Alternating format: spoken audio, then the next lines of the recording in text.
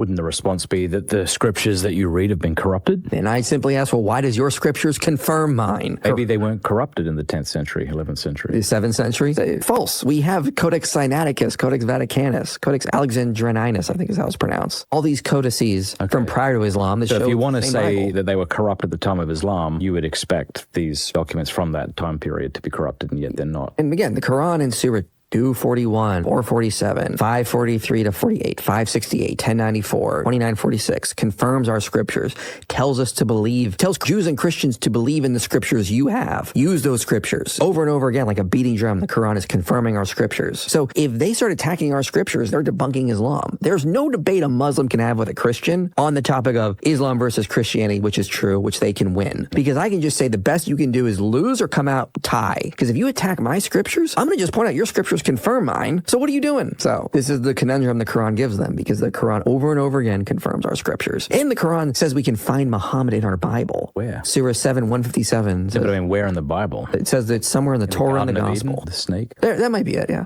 Maybe it's the talking donkey that spoke to Balaam, I don't know. But think about this. That creates a paradox for Muslims, because the Quran says they have to find Muhammad in our scriptures. But our scriptures, the prophecies in our book, are theologically indexed. They teach Christian theology. So any prophet our scriptures predict would have to be in line with what the Bible teaches. So this is another dilemma for Muslims. If there's a future prophet in the Bible, Islam is false, because he'd have to preach Christianity. But if there is no future prophet in the Bible, then Islam is also false, because Islam says they're supposed to be.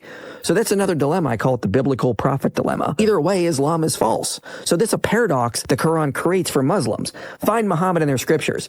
But if they find a future prophet, Islam is false. If they don't, Islam is false. You just bring up stuff like, well, Jesus said that he's the Son of God. Jesus said he's going to die and atone for sins. Jesus claimed to be divine. He claimed to be God. Now what? And so I started bringing that stuff up to him, and of course he had no response.